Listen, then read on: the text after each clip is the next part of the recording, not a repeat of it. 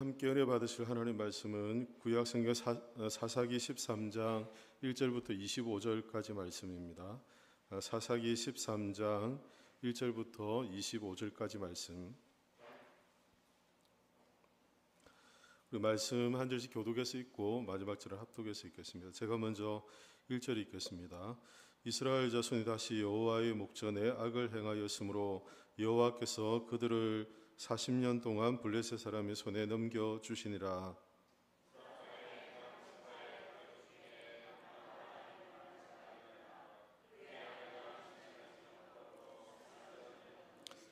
여호와의 사자가 그 여인에게 나타나서 그에게 이르시되 보라, 내가 본래 임신하지 못함으로 출산하지 못하였으나 이제 임신하여 아들을 낳으리니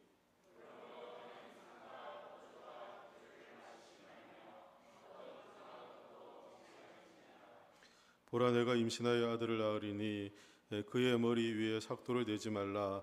이 아이는 태에서 나옴으로부터 하나님께 바쳐진 나실인이 됨이라. 그가 블레셋 사람의 손에서 이스라엘을 구원하기 시작하리라 하시니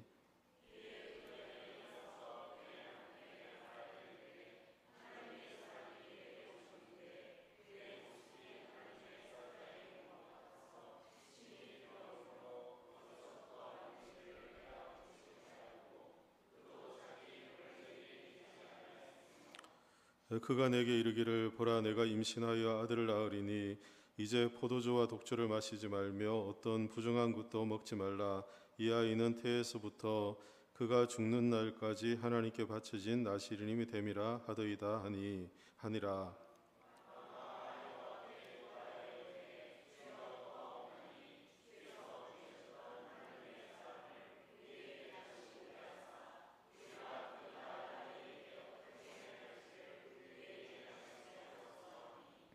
하나님이 마노아의 목소리를 들으시니라.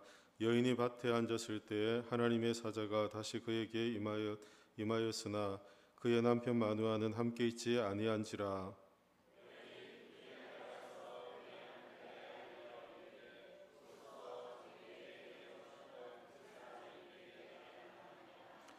마누아가 일어나 아내를 따라가서 그 사람에게 이르러 그에게 묻되 당신이 이 여인에게 말씀하신 그 사람이니까 하니 이르되 내가 그로다 하니라.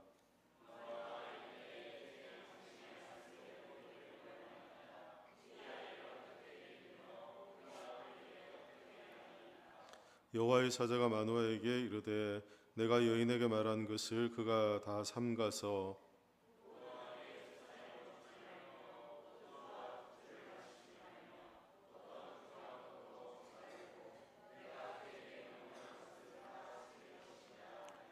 마누아가 여호와의 사자에게 말하되 구하옵나니 당신은 우리에게 머물러서 우리가 당신을 위하여 염소 새끼 하나를 준비하게 하소서 하니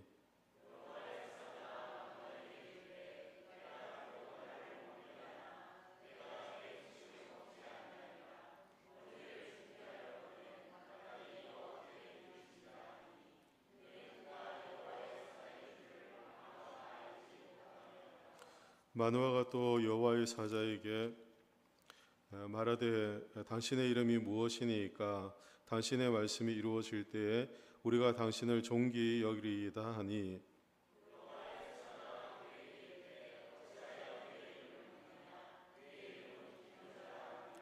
이에 마누아가 염소 새끼와 소재물을 가져다가 바위 위에서 여호와께 드리매 이적이 일어난지라. 마누아와 그의 아내가 본즉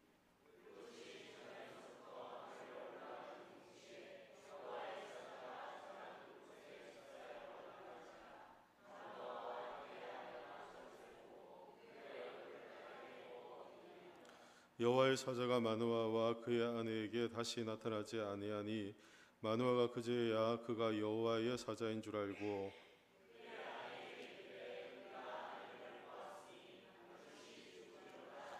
그의 아내가 그에게 이르되 여호와께서 우리를 위하여 우리를 죽이려 하셨더라면 우리 손에서 번제와 소제를 받지 아니하셨을 것이요 이 모든 일을 보이지 아니하셨을 것이며 이제 이런 말씀도 우리에게 이르지 아니하셨으리이다 하였더라.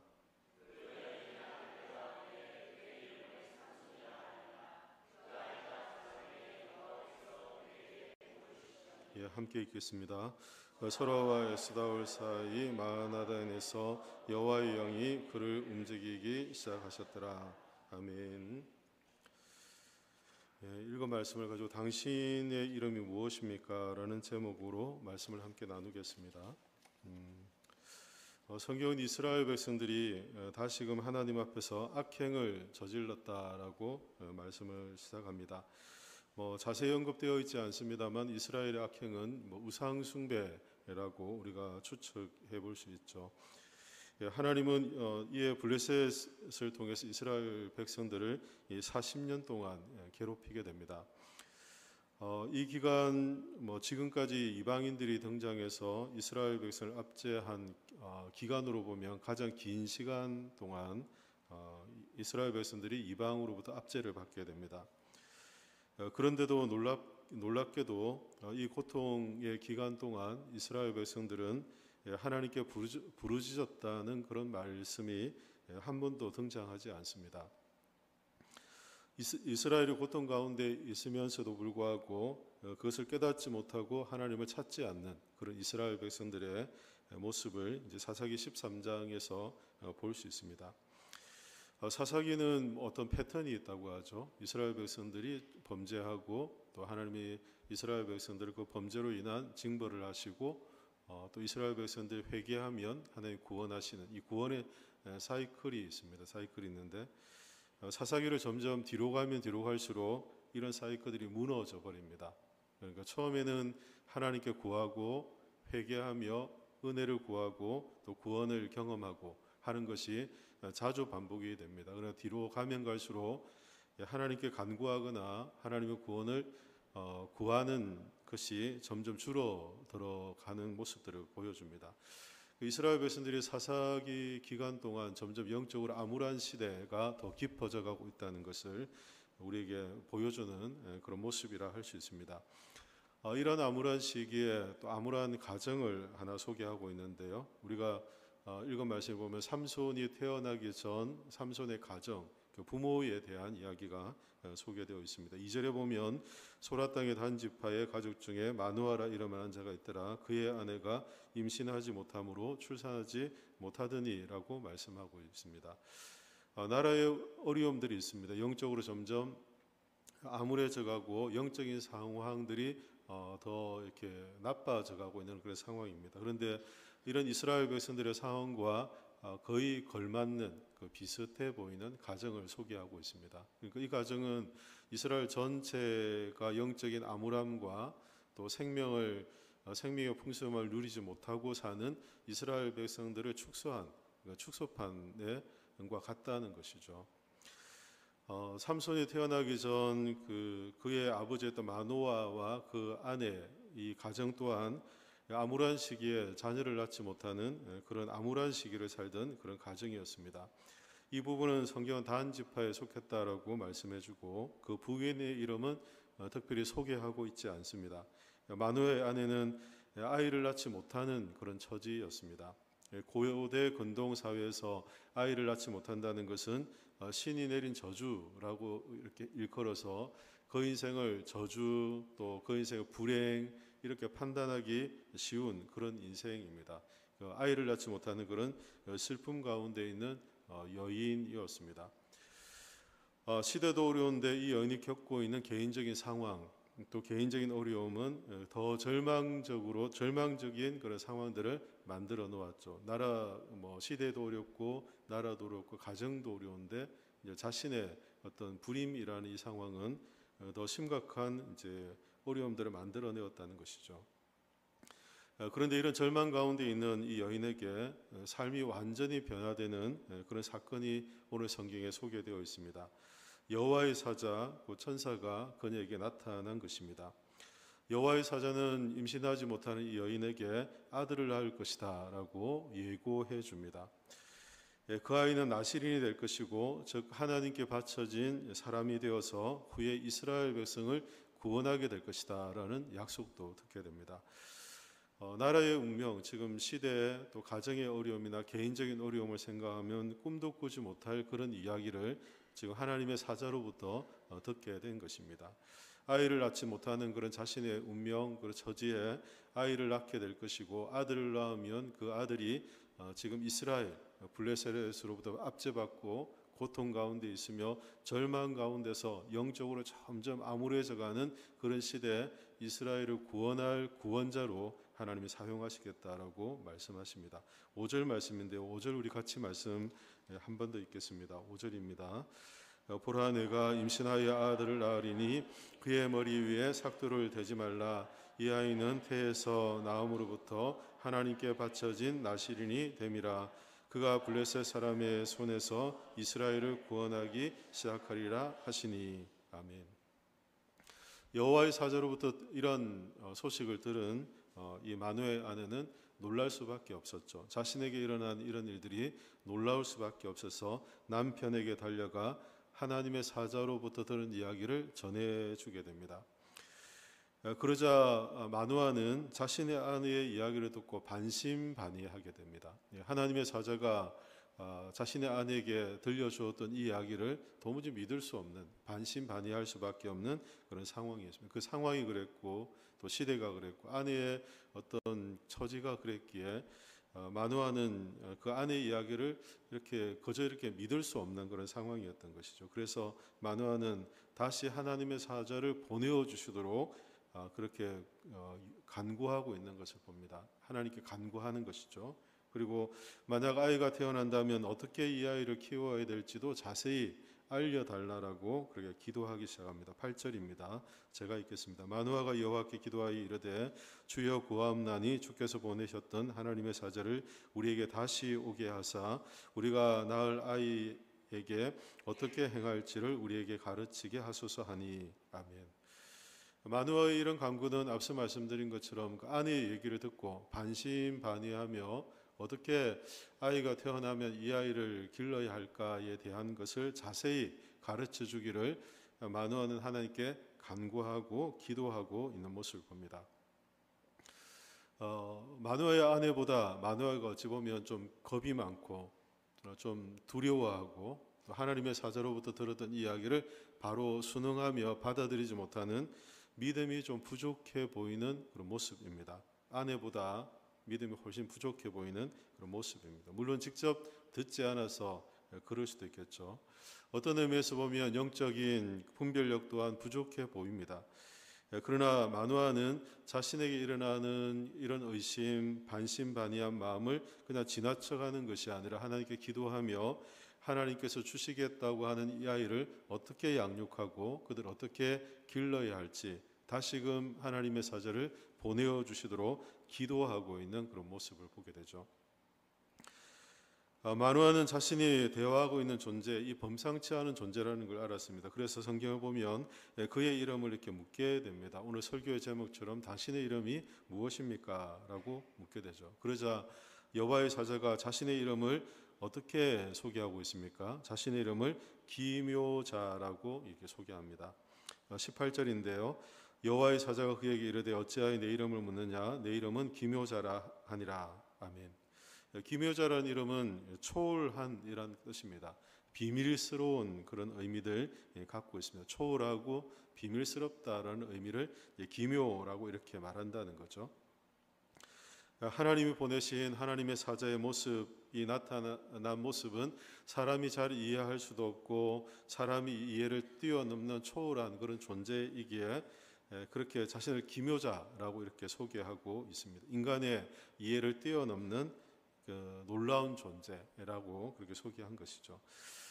그래서 마누아는 염소 새끼로 소제물을 여호와께 이제 드리게 됩니다.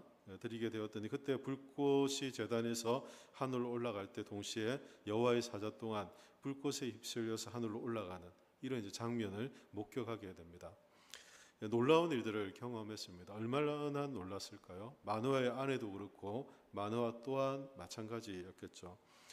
그들의 이런 모습을 보면서 땅에 얼굴을 대고 자신이 여호와의 사자 즉 하나님을 보았기 때문에 자신들이 즉시 죽게 되지 않을까 하는 두려움 가운데 또 마누아가 사로잡혔습니다. 앞서 여호와의 사자의 이야기를 듣고 반신반의하며 다시금 보내어 주어서 어떻게 아이를 양육해야 될지를 물었던 그 마누아는 이제 자신이 여호와의 사자를 보았기 때문에 우리가 죽게 되었다라는 두려움 가운데 빠져 있는 그런 모습을 보게 되죠. 그러나 그때 그의 아내 마누아의 아내가 여호와께서 우리를 죽이시려면 우리의 번제와 소제를 받지 않으셨을 것이다라고 오히려 그를 위로하고 그 두려워하는 마누아에게 또 하나님의 행하실 일들, 그 놀라운 광경을 보이었던 그 이유가 하나님의 계획하심에 있다라는 것을 믿음으로 남편에게 이렇게 위로하고 이렇게 안정시키는 그런 모습들을 보게 되죠. 23절인데요. 23절도 우리 같이 한번 더 읽겠습니다. 23절입니다. 그의 아내가 그에게 이르되 여호와께서 우리를 죽이려 하셨더라면 우리 손에서 번제와 소제를 받지 아니하셨을 것이요 이 모든 일을 보이지 아니하셨을 것이며 이제 이런 말씀도 우리에게 이르지 아니하셨으리이다 하였더라. 아멘. 마누아의 아내의 믿음은 어떤 믿음입니까? 하나님 우리를 죽이려고 하셨다면 우리의 제사도 받지 않으셨을 거고 이런 놀라운 일들도 하나님께서 이루지 않으셨을 것이 나타내지 않으셨을 것이다 라는 믿음으로 남편을 진정시키고 있는 거죠. 하나님이 자신의 가정을 향해서 하나님이 행하실 일들이 있음을 마누의 아내 삼손의 어머니는 마음에 확신하고 믿음으로 그것을 붙잡고 있는 그런 모습을 봅니다. 남편과 아내를 보면 남편은 훨씬 믿음이 부족하고 영적인 분별력도 좀 떨어지고 두려워하고 또 이런 놀라운 일들 앞에서 어찌할지 알지 못하는 그런 모습들을 보이는 반면 마누의 아내는 믿음으로 하나님의 말씀을 신뢰하고 하나님이 행하실 일들을 오히려 두려움을 뛰어넘는 하나님에 대한 기대감을 갖는 그런 모습을 말씀을 통해 보게 됩니다. 이러한 일 후에 성경은 마누의 아내가 여호와의 사자의 말대로 아들을 낳게 되었고 그의 이름을 삼손이라 하였다라고 말씀합니다. 25절에 보면 소라와 에스다올 사이에 마하나임에서 여호와의 영이 그를 움직이기 시작하였다라고 말씀해 줍니다. 여호와의 사자의 말씀이 성취되었다는 것을 말씀해 주죠. 앞서 말씀드린 것처럼 이스라엘 시대는 불운한 시대였습니다. 블레셋으로부터 40년 동안 오랫동안 지배받고 어려운 시간을 보내는 그런 시기였죠. 그럼에도 불구하고 하나님께 한 번도 그들이 기도하거나 하나님의 도움을 간구하거나 자신들을 구해달라고 구하지 않는 영적 암울한 그런 처지에 빠져 있는 그런 상황이었습니다. 그런 상황 가운데 이 한 가정 시대와 상황을 보면 더 암울하고 더 고통스럽고 생명 없는 아무런 생명을 느낄 수 없는 그런 가정의 여호와의 사자를 통해서 이스라엘을 어떻게 구원하실지 이스라엘이 어떻게 하나님의 생명을 경험하게 될지를 하나님께서 말씀하시고 이 삼손을 통해 하나님의 구원의 일들을 이루어 가시는 것을 보게 됩니다. 이러한 말씀을 통해서 우리는 한 세 가지 정도 사실들을 살펴볼 수 있는데요. 첫 번째는 부르짖지 않는 것, 기도하지 않는 것은 영적인 질병이라는 것입니다. 앞서 말씀드린 것처럼 사사기는 일정한 순환 구도라는 게 있습니다. 사이클이라고 이렇게 하는데 이스라엘 백성이 범죄하면 이방인들이 압제하게 되고 이스라엘 백성들이 하나님께 부르짖으면 하나님이 사사를 세우셔서 이스라엘을 구원하시는 이 사이클이 계속 반복이 됩니다. 그리고 하나님의 구원을 경험한 그들에게 평화가 주어지는 이 순환이 되어 있습니다. 그런데도 불구하고 사사기 뒤로 가면 갈수록 이 부르짖음은 점점 줄어들고 심지어 영적인 암울기에 있음에도 불구하고 하나님께 기도하지 않는 40년 동안 고통받으면서도 하나님께 부르짖지 않는 그런 모습을 보여주고 있습니다. 자신들이 어떤 죄를 범했는지도 모르고 그 범죄에 대한 결과로 고통받는 것을 그들이 깨닫지 못하고 살아가는 그 질병이 있는데 그 질병을 스스로 깨닫지 못한 채 그 질병을 가만히 방치해둔 채 더 심각한 질병의 어려움 가운데 빠져드는 이스라엘 백성들의 모습을 보게 되죠. 40년 동안 블레셋으로부터 고통을 받고 지배를 받으며 어려움 가운데 빠졌지만 그들의 삶이 전혀 이상한 것으로 여기지 않으며 그냥 일상을 살고 있는 그런 모습을 보게 됩니다.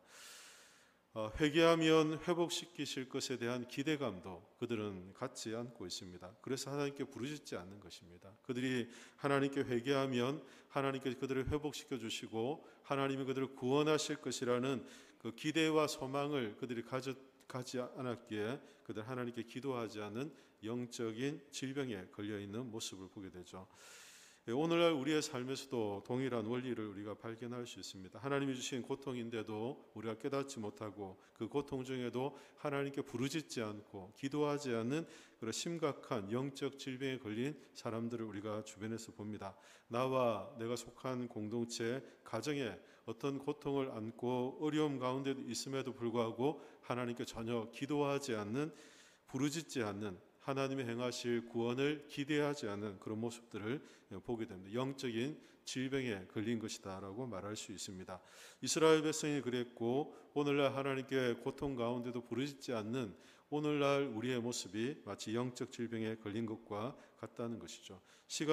고통을 받으면서도 시간을 허기배하고 시간이 지나면 자연스럽게 괜찮아질 거라고 생각하지만 그 고통은 점점 더 심각해져 가고 어려워져 가는 것을 깨닫지 못하는 것입니다. 고통의 시간에 기도할 때, 하나님의 구원을 바랄 때, 하나님께 부르짖을 때 하나님께로부터 하나님께서 주시는 이 구원의 은혜를 우리가 경험할 수 있다는 것을 우리가 깨달아야 됩니다. 그래서 인생에 어려움이 있고 고통이 찾아올 때 우리는 그 고통의 의미가 하나님께 기도하는 시간이 되어야 되고 하나님 우리를 구원하실 하나님의 구원의 능력을 기대하는 시간이 되어야 하고 우리의 삶을 통하신 하나님의 일들을 우리가 신뢰하는 그런 시간이 되어야 하는 것입니다. 고통 중에도 기도하지 않는 것은 영적 질병에 걸려있는 것과 같다는 것입니다.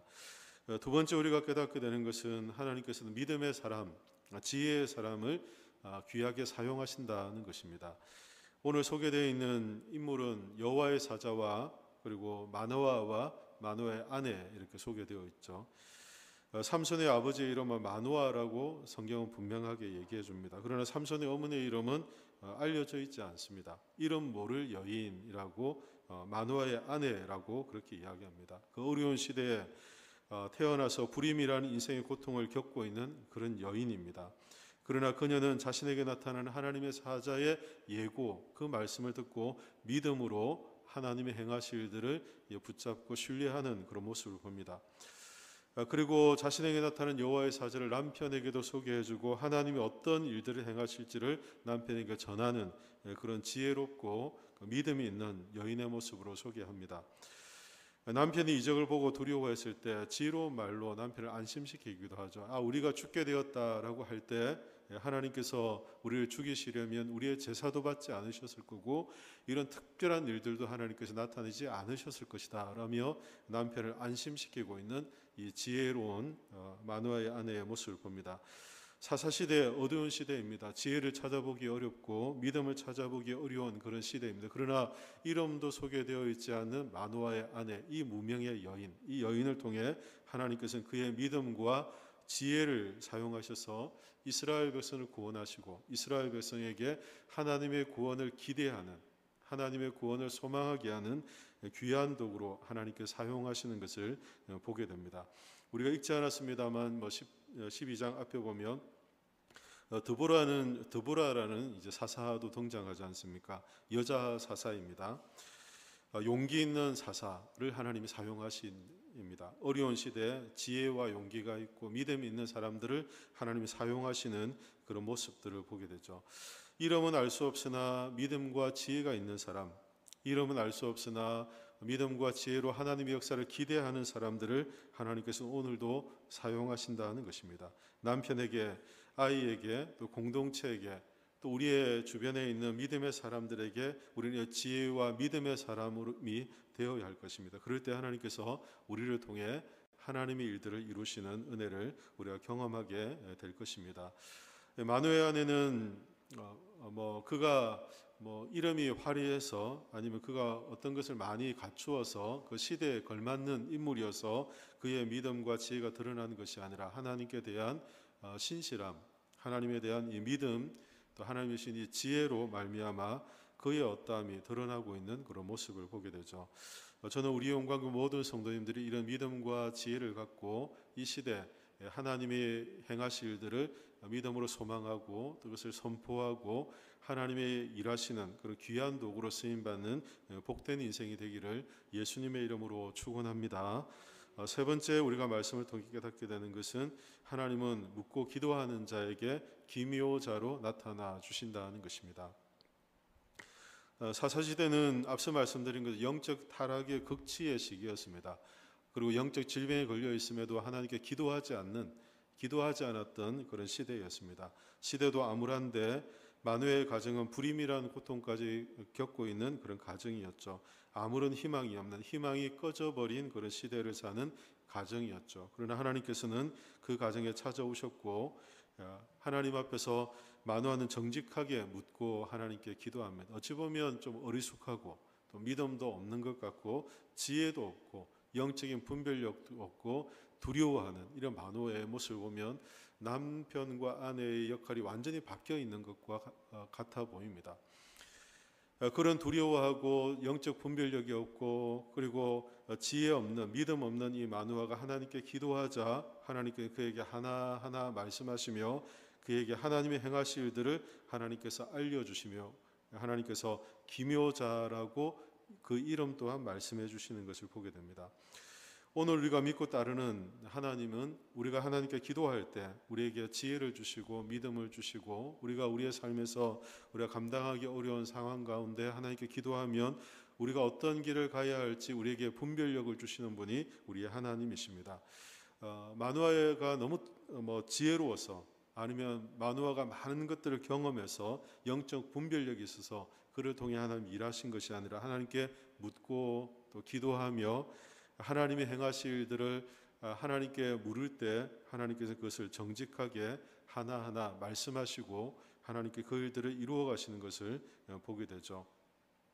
어찌 보면 두려워서 하나님 앞에 설 수 없는 약한 존재처럼 보입니다. 그러나 하나님께 기도하고 물을 때 하나님께서는 그의 인생을 향한 그 가정을 향한 하나님의 계획하심이 무엇인지를 나타내 보이시고 또 그것을 소망하게 하시는 하나님의 은혜를 우리가 보게 됩니다. 그래서 우리는 이 시대를 보고 우리가 또 우리의 삶과 우리의 삶의 자리를 보면서 하나님께 기도해야 할 것입니다. 하나님께 물어야 할 것입니다. 그리고 하나님께서 우리에게 믿음을 주시고 지혜를 주셔서 우리가 하나님이 주시는 믿음과 지혜로 영적 분별력을 갖고 이 시대를 향한 하나님의 계획하심을 소망하며 살아가는 그런 복된 인생이 되어야 할 줄로 믿습니다. 이런 은혜가 오늘 밤 여러분의 삶 가운데 충만하시기를 예수님의 이름으로 축원합니다. 기도하겠습니다. 살아계신 하나님 은혜를 감사합니다. 오늘 주신 말씀을 따라 우리가 삶의 고통 앞에서 우리가 하나님 앞에 우리 자신들을 정직히 돌아보는 시간 되게 주님 도와주시고 우리의 믿음을 주시고 또 지혜를 주시고 우리가 당하는 많은 고난과 시련 앞에서도 넉넉히 이길 수 있는 인내함을 저희들이 허락해 주셔서 하나님의 행하실 일들을 소망하고 또 하나님께서 이루시는 구원의 일들을 경험하는 복된 역사 있도록 도와주시옵소서. 우리의 부족함, 우리 연약함을 알고 우리의 삶을 여전히 붙잡으시고 우리를 회복시켜 주시기를 원하시는 하나님, 그 하나님을 붙잡고 이 밤도 기도함으로 하나님의 능력을 경험하는 복된 밤 될 수 있도록 은혜를 더해 주시옵소서. 감사드리며 살아계신 예수 그리스도 이름으로 기도하옵나이다. 아멘.